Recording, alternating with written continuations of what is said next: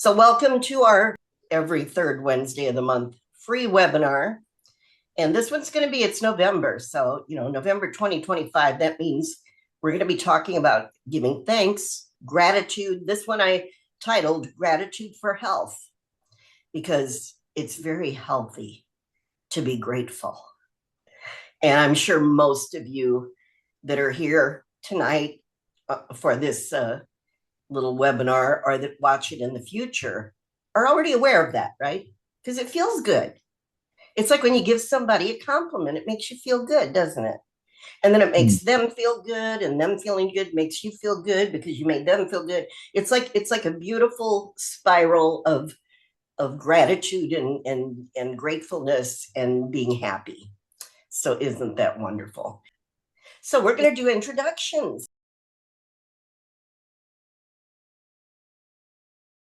I did every November, I do gratitude, and I always do more research because there's always more, and there's a lot out there. So I'm going to be covering some things that I've found in the past and adding to it like I generally do. That's one of the fun things about doing these. I get to keep researching and studying all of these wonderful things, which are evolving very quickly nowadays with all the new branches of psychology that are popping up. Seems like every other week I hear of another new branch of psychology or something in this field. Yeah, Art. I need to talk to Jen when she comes back to find out more about this emotive, what is it? ART. Accelerated resolution therapy. Resolution therapy. I need to learn how to do it because that's my name, ART. I need to know that. I know. That's funny. When I wrote it down, I thought ART. Oh, how about that? So maybe we can find out from her because there's so many different things. Yeah. And then, of course, those of us that are out here teaching and stuff, we come up with our own acronyms and our own little ways of explaining stuff. So might go into that a little bit. Also, I wanted to mention Art Emmerich. Like I said, he's been around forever, even longer than I have in this field. And we've taught together many times. He's been a part of our World Hypnotism Day this will be the 22nd year, I think, this coming January. Right? I think so. So he's been every single one. I started the first year they came up with World Hypnotism Day.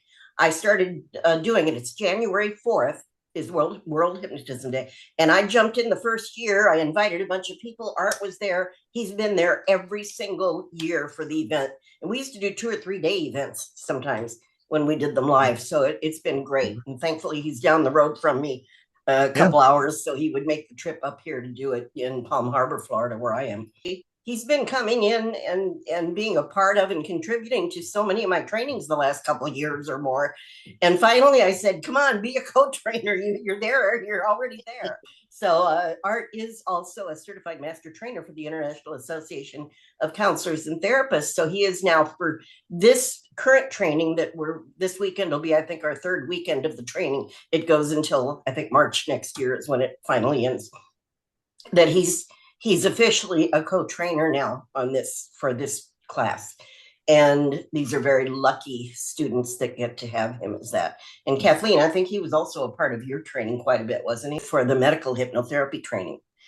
And yes. We'll have to talk about that some more too. So that's my first love is medical hypnosis. I've been doing that now mostly for the last 15 years. It's been pretty much focused in the medical area, and I love it. And people call in and they say, I've got benign acute blepharospasms. Can you help me with that? And I say, absolutely. Let's make an appointment. And then after we do that, I call my doctor friends and say, what in the world is a blepharospasm? So I gotta say, if you memorize the whole DSM, you might as well be a doctor. It pushes me to learn more, and that's really why I like it so much. Is I'm constantly learning, and that's really part of why I do it. Yeah, and that's part of what this is about tonight: is keeping the brain and the attitude and that learning part of the brain that literally keeps us young and healthy. Mm-hmm. The more you're learning and the more you're growing and evolving and using that consciousness, the healthier you are, the happier you are. We're going to talk about some of the studies behind that. Spring of 2026 is when I'll be starting. I haven't got the exact dates yet. The next hypnotherapy certification training, it's a 220 plus hours it ends up being. And also the next medical hypnotherapy certification will be beginning in the spring after the conference in Orlando, because some of those people will be coming on board to get certified. And then World Hypnotism Day, January 4th is actually World Hypnotism Day. Yeah, 22nd year. And Art Emmerich, of course, was the first person I called because he's been there every year. We can't miss a year. I'm paring it down this year. We're doing basically a 4 hours. We're going to do all kinds of really cool stuff. It is going to be immerse yourself with 3 people that have combined. We probably got over 120 something years or more in the field. I mean, I know Michael Watson's been there more than 40 years. You're over 40 years. I've been in it 34. A lot of experience and a lot of stuff going on with that. So hopefully you can make that World Hypnotism Day, January 4th. Go to my website, uphypnosis.com. Now, let's get down to what we're here for. First, I just want to say, to start off, I am so grateful for all of you being here. And I mean that, it's funny, when I do this, it taps into my emotional, this is one of my little pivotal response conditioning, I call it. I use it for everything. And when I just now did it, I didn't plan on it. I actually started getting a little emotional because I really am that grateful for all of you being here and for being in this field and for what all of this has taught me about how to make this human experience so much more elevated, so much more powerful. So, oh my God, before I even got into it, like I said, for 20 years, I studied it. I was in show business and I was learning and using it. And I recovered from health issues and a lot of different things through this work, because it's about how to use our mind efficiently and the neuroplasticity part of it. Now that science knows what's going on and why this works, is because the brain is malleable. The brain is constantly learning and changing throughout our life. People think that if they have a habit or they have some kind of an attitude about life or some kind of a propensity for something, an addiction or something, they think it's solid. It's not. We can, through gratitude and through opening up our consciousness with these kinds of techniques, we can literally rewire our brain. We can train our brain, like my seminar coming up December 10th. We can retrain habits, anything that we didn't come into the world with, and even some of those things now we know, because I changed some things that were inherited in me that I changed. So we are always, we're meant to change. Change is our natural state. And by the way, balance and everything working together, being integrated, having everything aligned within us is our natural state.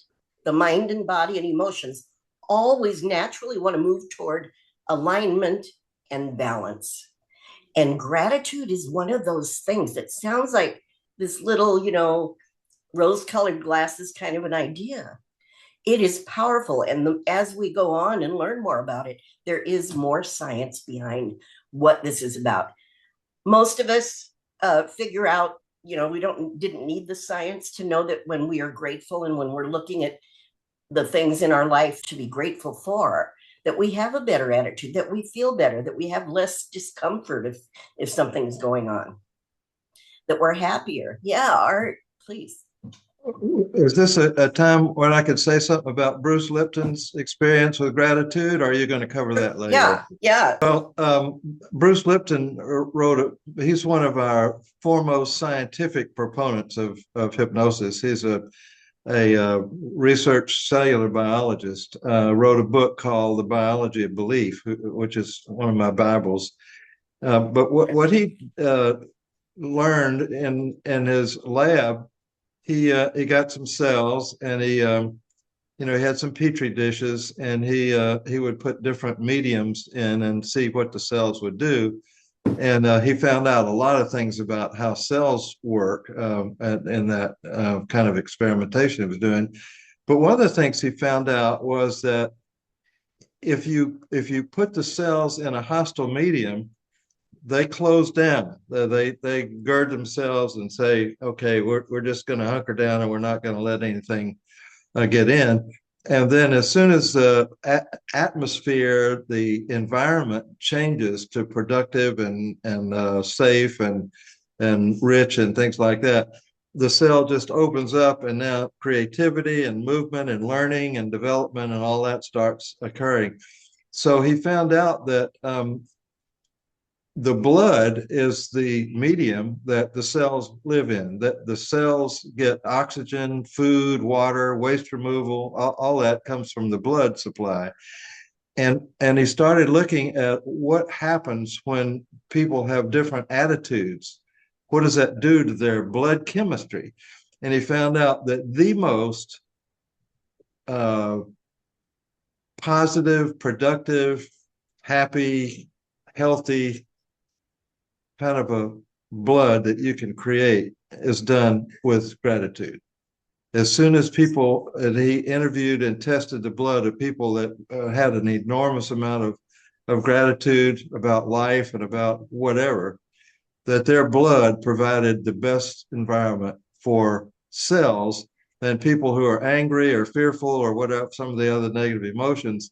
It actually affects the blood chemistry and makes it less efficient at doing these 4 jobs that it needs to do: the food, water, oxygen, and waste removal. So anyway, so we have scientific basis for gratitude being smart. It's not just feels good, but also does good at a very basic, fundamental biophysical level. Absolutely. Yeah. And that's a great lead in, because I like to offer, because this is such a short webinar. I did have a process I may do if we have time, but I have a handout that is available. If you will email me at uphypnosis@yahoo.com, I will send you all the handouts and some extra stuff and scripts. I've got, if we don't get to the process, I'll just send you the script on gratitude. But that's a good lead in. I just want to touch on some of the highlights of it. Everybody can see that. Well, Ralph Waldo Emerson, here's a quote from him: "Cultivate the habit of being grateful for every good thing that comes to you, and to give thanks continuously. And because all things have contributed to your advancement, you should include all things in your gratitude." I love that. I love that quote. When it says include all things in your gratitude, I don't know that when I was in my maybe early 20s or my teens that I really would have understood the power of what that really means. The things that we lived through that maybe were unpleasant or very challenging or even painful, once we've survived it and moved on, I think that's what he's saying here. Include all things, because the other day when I woke up, I had something in my head about something that had happened decades ago that at the time was extremely devastating on several levels. And I found myself, interestingly, thinking of something that came from that was one of the most amazing gifts of my life that I brought forward with me. And that's the kind of thing it occurred to me that the biggest challenges we have in our life are the ones that offer us, once we've survived them, and if we keep a good attitude, those are the ones that teach us the best life lessons that end up serving us so amazingly for the whole rest of our life. And when we're going through it, sometimes it isn't so easy to see that. So I love that he put that in there. Include everything in your gratitude, even the things that weren't pleasant. Yeah, Art. Another thing that I've learned that really increases the power of gratitude to change your life is to learn how to be thankful for something before you receive it. Start being thankful before you ever even get it. And that creates a magnetic kind of a thing for the universe to respond to. Anybody can be thankful for something after they've gotten it. And just, we're taught to say, thank you for this is a little bit of a wrinkle in it. Said, no, start being thankful before you ever even get it. And that helps for it to become the truth. I love that. That is, thank you for even giving me the ability to dream up this goal or thing that I want to manifest. I've done a couple of these through the years on the power of attraction and the science behind it and all of that. It's all that wonderful positive energy. it's not fluff. It is truly the way we function, the way the world functions, and how our mind interacts with other people and experiences, and how we can attract things to us. So I'm just going to hit some highlights here because I will send you this. This is a pretty long handout. Talks about what gratitude is, that it's not just an action, it's a positive emotion to serve a biological purpose. Positive psychology. This is one of the areas. It came up a few years ago, and when I first started studying it, this new branch of psychology, that now it's not so new anymore. But a few years ago, when I first started hearing about it, and I started reading online about it, I said, sounds an awful lot like The Power of Positive Thinking. Some people may have read back in the 70s, as I did, that really helped me back in those days. And this is a new packaging of it, and it's really taken it to a level where it talks about the science behind it, because they can measure it now. They can actually measure the effects of gratitude. And that's what Art was talking about a few minutes ago. Bruce Lipton did work on this. A lot of different people have. So it talks about gratitude and what it is. Harvard Medical School talks about a thankful appreciation for what an individual receives, whether tangible or intangible. With gratitude, people acknowledge the goodness in their lives. As a result, gratitude helps people connect to something larger than themselves as individuals. People, nature, a higher power. However you think of all these things, it truly opens up more possibilities. And you all know I love that word, possibilities. Emmons is one of the people that has studied this a lot and has a lot of writing out there about it. And I think he was responsible for kind of starting this new positive psychology movement that's been happening. He talks about gratitude has a dual meaning, a worldly one and a transcendent one. In its worldly sense, it's a feeling that occurs in interpersonal exchanges, right? When a person acknowledges receiving something of value or benefit from another person. Gratitude is a cognitive affective state. So it's a state, right? We talk about states in hypnosis. Being in a state of gratitude, like Art was talking about, is an extremely healthy state to keep yourself in. In positive psychology research, gratitude is strongly and consistently associated with greater happiness. They feel more positive emotions. They allow themselves to relish the good experiences. When I look at those kind of statements, I remember people that I've worked with hypnotherapy through the years. Every once in a while, I get someone who literally is so depressed and so negative in their mind, without obviously meaning to be, but just ended up getting there, that they'll say things like, I'm afraid to get too happy because then something's going to happen to ruin it. Or I'm afraid to enjoy life too much because I know then something's going to happen, right? And wow, talk about living in a fear or living in a negative emotional state. And just like we're talking about, you literally attract positive things when you stay in a positive, grateful state. You also attract negative things by staying in a negative, depressed state. They're both habits of thinking. That's all they are. If you're in one of those, you can change it. Obviously, if you're in the gratitude state, you don't want to change it. You want to do more of that. But if you're in a negative or an unhealthy or an unhappy or a lonely or whatever state, you can change it because the brain is constantly changing. Many years ago, my brother died fairly young. He was in his 50s. And he was a Vietnam vet. He had a lot of health issues through his life. And at one point, he always had a great sense of humor. And at one point, I hadn't seen him in a while. And I went to visit him from California, actually, I was in. And he was in North Carolina. And I went to visit him. I hadn't seen him probably a year or two. And I realized his whole attitude seemed different. All of a sudden, he was like talking about people negatively and saying how stupid people are and ignorant. Just everything was, and he never was like that before. And I remembered, and he was depressed. He was very depressed. And I started researching because I was studying hypnotherapy and I was in the field at that point. I started really studying depression. And what I found out was, talking about the cells in the body, carrying the intelligence and the attitude and all that, and learning from how we respond in our emotions. And what I found out was people that get depressed form a habit of thinking that starts to feed into the body and the mind and starts to retrain the brain. And what one doctor that I was reading that did a lot of research on it said was that at some point, someone who has been depressed for a certain length of time, it's literally like their cells lose the receptors to recognize happiness.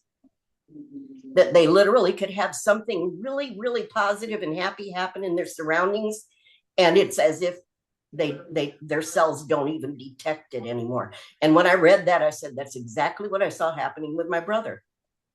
It's like his cells stopped recognizing. Bruce Lipton talks about the environment. That means the environment of what's happening around you, as well as what's happening inside the body. And this doctor said what they found was that the cells lose the receptors to recognize happiness, that they don't even detect it in the environment anymore.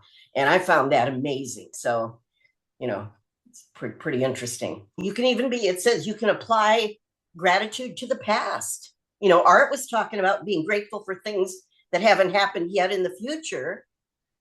And what they found is it also works to apply gratitude to the past, retrieving old memories, being thankful for elements of your childhood or past blessings.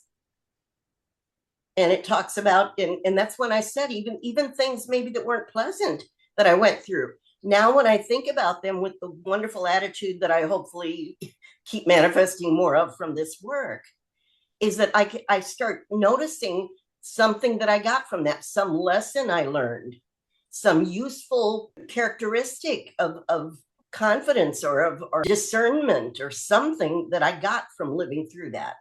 So hopeful and optimistic attitude is just so healthy. Gratitude helps you focus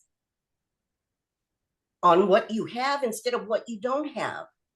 People that are negative and always looking at, how poor me, poor me, poor me, it's just a habit of thinking that gets their brain in the habit of only noticing what they don't have, what they can't have, what other people have that they don't have. Those kinds of things are just habits of thinking. It can be changed. That's the good news.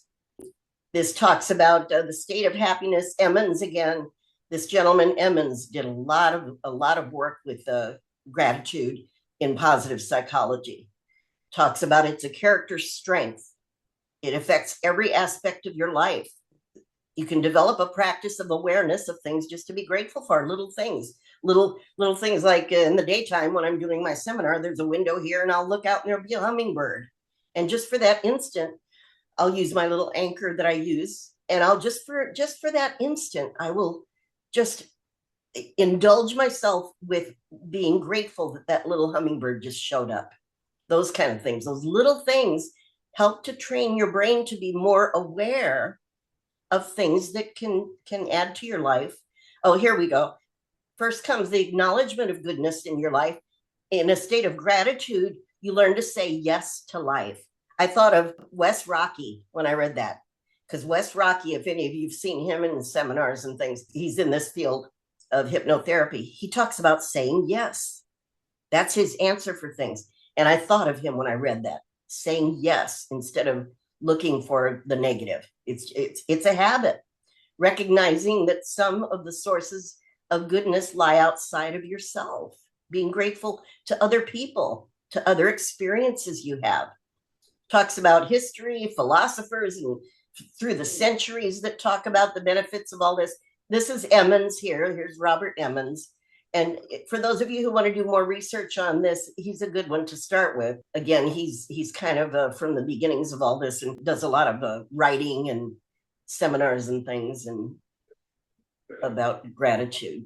Enhanced well-being, less neurotic, people that are grateful, they're more agreeable, they're more open, they're more focused, they have better relationships, they're able to forgive other people more easily, they're less narcissistic, they're more optimistic, of course, including health and exercise. It says they're more optimistic. So if someone's wanting to go on a diet or someone's wanting to start an exercise routine, if you're being grateful, you're more likely to be able to take on the new behaviors and thought processes to make that work out well for you. Increased happiness again. And this is all from studies they've done. more self-control, more discipline and focus when you're grateful. They did a study where they tested people who were holding gratitude in their mind or happiness. And the ones that had the gratitude actually had better results in this exercise they gave them, that it had a better effect on their level of being effective and happy than even focusing on happiness. Physical and mental health, your physical body and your mind again, improved sleep, reduced inflammation by doing a gratitude journal, if you like that. Somewhere in here, it also talks about a study they did. I'm going to stop this now because you can read this when I email it to you. They did a study. They were talking about something they did that's very much like what I teach in my hypnotherapy trainings and what I've been doing with clients for years. I call it psychoneuroregeneration. It's about using sleep time to regenerate and to have the cells take on new behaviors, new attitudes, to do healing or whatever it is. They found that before you go to sleep, and I'll have my clients do this, think about things that you're grateful for. With most clients, I'll say at the end of the day, as you're falling asleep, just do a quick review. Your mind can move very quickly. Review your day and think of everything that you were too busy to stop and enjoy. You were in a hurry to get somewhere, and you saw that rainbow, but you had to hurry up and get where you were going. So you just got a little moment to look at it. So before you go to sleep, you can bring that rainbow back and linger on it. And if you go to sleep with that, in your mind as you go to sleep, first of all, you're putting yourself in a healthy, relaxed state. You're putting yourself in a creative state by imagining the rainbow again, or anything positive or happy or nice that happened that day. And going to sleep with that actually allows your sleep to be more productive, to be healthier, to digest your food better, to let your immune system get stronger, to heal better if you're recuperating from something. Cliff, did you have a question? I see a raised hand. Yes, I wanted to make a comment. I have Creek Indian in my heritage, and I was with one of my elders one time, and he was talking to me about this gratitude. I love this. This is amazing. He was telling me, we were talking about things, and he said, when you got up this morning, did you thank the sun for shining? And I'm like, I said, yeah, not really. He said, did you thank the trees for clearing out all of our oxygen? He said, if you put this in your mind, he said, every day you do that. He said, before you know it, he said, it'll change your life. And I'm like, and the things you were talking about are so they mirror what he said to me. It's like, it's really, like I said, so it's all these little things that he said, everything you look for, if you look for it, you will find the good. Absolutely. And so, absolutely. yeah. So and we know, those of us that are hypnotists here, we know that one of my favorite things that I say, and I'm not sure if I got this from somewhere or if it just popped in my head one day, is that whatever you focus on amplifies. That applies here. And by the way, that handout has a whole section on what you were just talking about, how to develop the habit of focusing on those little things that people take for granted, right? Like you said, the sun's coming out. It's not snowing in Florida. I'm thankful all the time for that. That's something I'm always remembering to be thankful for. Real quick, and you can relate to this from hearing me talk about things. We've been wanting to sell our business for a while, and it's been a struggle here and there. And it's like my wife and I both talked, we need to change our mindset about this. Rather than thinking about all the things that we've got to do, we need to think about, selling it. And it's funny because it's all just falling into place now. And it's just, and it is, it's change your mind. It's not woo-woo stuff. This is real. It does change the dynamics of things that are happening in your world. The main thing to know is where you put your focus, where you put your thoughts are yours. People think thoughts just show up and emotions just show up. No, emotions follow thoughts. You have to think a certain way to get a certain emotion. And like earlier when I hit my breath, my pivotal response, because I had a thought of gratitude, I actually got it tapped into the emotion, and I literally got little tears in my eyes. And it kind of surprised me, but it showed up that fast because I'd been training it in. This means bring to the forefront whatever's appropriate for what's happening right now. And that's exactly what my mind did for me. So we can form new habits, we can make them automated. And, you know, as long as you know you can do that, there's no excuse for being negative or complaining all the time, because all you're going to do when you do that is, and bless her heart, I use my sister who died a couple years ago. I use her a lot as an example because I've never met anybody in my entire life as negative or as much of a victim. Only she didn't want to be helped. You know, you have to want to do something. You know, the hypnotists, we can't wave our magic wand, and I tried it a few times. Wave the magic wand and help someone that doesn't know that they can get help. No, it doesn't work. I tried it. But, you know, I ended up turning her into a learning experiment in order to allow myself to be around her without getting so upset and depressed and feeling bad all the time when I was around her, because it was affecting me every time I'd get around her. So I started using her as someone to kind of study so that I can help other people. And she died very unhappy and very negative and just very sad, very sad. But these aren't things that we come out of the womb with. You know, we might have some effects in the womb. I know that's a whole nother seminar. But as we're growing and evolving, we take on attitudes of whatever our environment is. You know, we're mimicking, we're learning as we go through that hypnotic brainwave state. And somewhere around 6, 7, 8, 9, somewhere in there, we start to be who we are. But we're already conditioned to be like a whole bunch of other people that have affected us or that have influenced us or that we have imitated through all those years, right? So, and those kind of things, it's never too late to change. If there's an aspect of your personality or your attitude you don't like, the nice thing to know is you have the right to change it simply by deciding you want to change it. That's where that wonderful free will comes in. Like, I don't like that I'm this way. You know, I noticed I was that way again with somebody, and I really don't like being that way with people. All you have to do is have a desire and create a ritual, some kind of a training it in, getting into the habit of interrupting patterns and train a new thought in. This is what I want to be now. I want to be more patient with people. I want to be more tolerant. I want to be more, whatever it is that you want to be or that you want to develop as a personality trait. If you have the ability to think it, you have the ability to create it with yourself. And that's the bottom line. And a lot of people out there walking around don't even know that. So that's where those of us that are hypnotherapists can help people, to educate people, to realize that they have a lot more power over what their life brings to them than not. You know, I've had times in my life when I had nothing. I always thought it was looking back, and I kind of realized it even going through it for some strange reason, but there were times I had nothing, and there were times when I had a whole lot materially, you know, financially, on every level of life. So I've had a lot of extremes in my life. And now that I'm older, I even more so appreciate all of it, because I realize all of it gave me something different that the other wasn't going to give me if I had stayed in that mode for my whole life, right? So the more variety in life, I always thought was usually a good thing. I think variety is good. And I'm a well-seasoned person now. I call myself well-seasoned because I just turned 74. So I feel about 35 in my mind.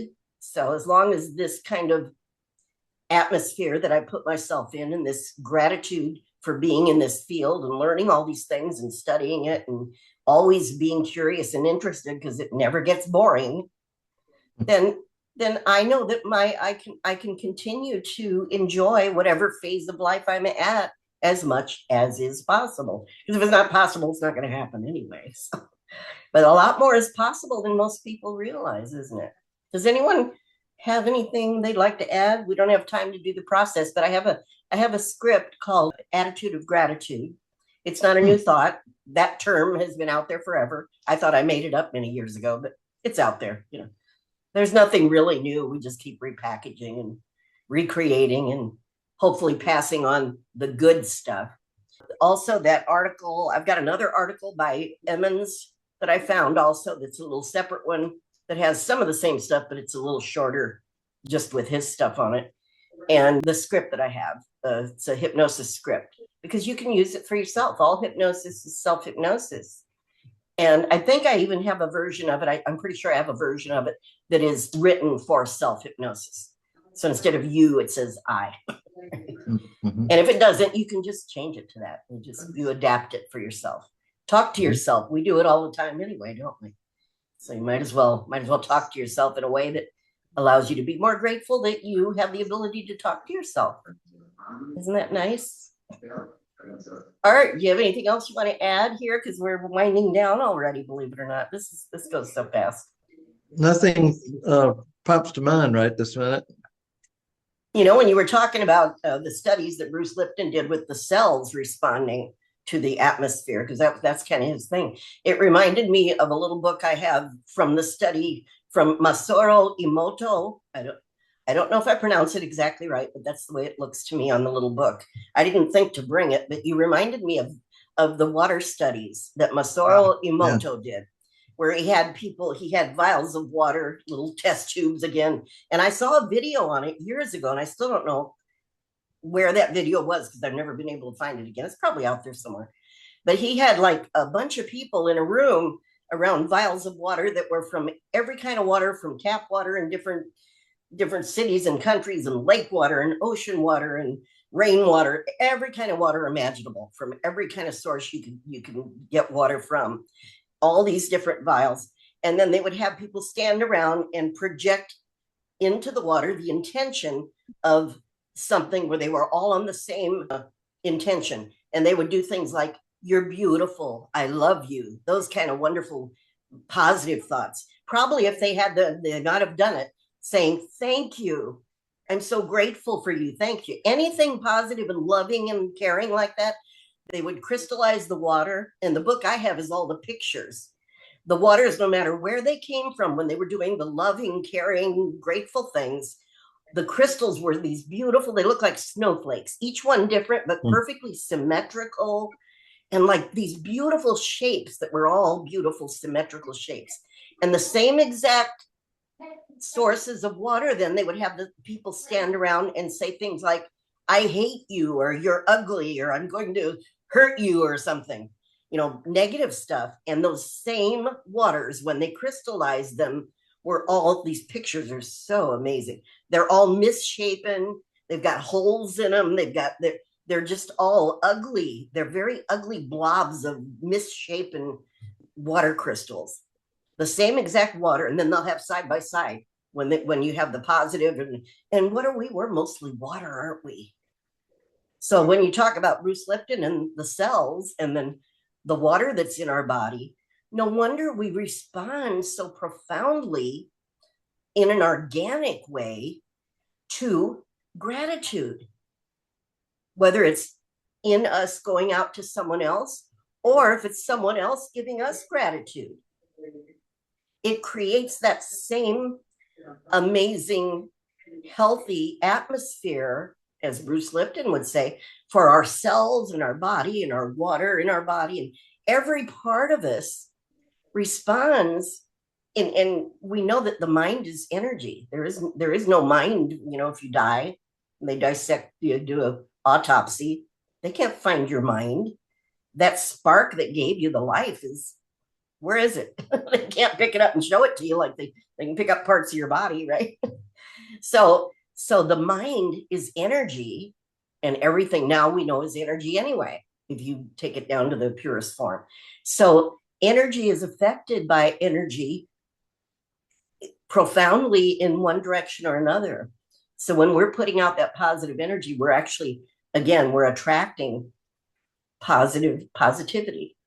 And if it's something or someone that is negative out there and we put out something positive, at the very least, we're going to keep ourselves healthier and not let that negativity come into us. And that's what I had to do with my sister. I hate to say it, but I did. I had to keep sending out love and caring to her, but I had to keep a barrier to keep what she was putting out from affecting me, because it affected me for a long time. Every time I'd get around her, I'd get upset. And I go, this isn't working too well. So when I got into hypnosis, I learned how to do that. And I think you have a responsibility to protect yourself from negative energy if possible. And if you have to be around someone or some atmosphere or some environment that is not healthy for whatever reason, and if you have to be there for a space of time, the good news is you still have 100% control over how you choose to think about being there or interacting with this person. And you still have the power to deflect the negative impact on yourself. And that's powerful. That's powerful. Any questions? I've been just ranting here. Anybody else have any other things that you like to do? Some people don't like to journal, but that article also talks about studies they've done on people doing a gratitude journal. And I will do this with certain clients. I will have them at night also to sit last thing before they go to sleep and write down again whatever they're grateful for. And I said, it can be the tiniest little thing. I'm grateful that I'm breathing. When you wake up, I'm grateful my eyes opened. Little things. If you start with the little things, then it starts your creative juices going, and your mind will come up with some more stuff. And pretty soon you'll go, oh, that's something I know I really am grateful for, but I just don't think about it because it's always there. I'm grateful for my cat. I'm grateful for, I live in Florida. Whatever for you adds quality to your life can add even more quality to your life and your health and everything by thinking about it more, by appreciating it more. Yeah, Art. As a practice, by repetition is the way we create habits. And so if you want to create a good habit, you got to do something often enough that your mind realizes, oh, you want me to do this for you.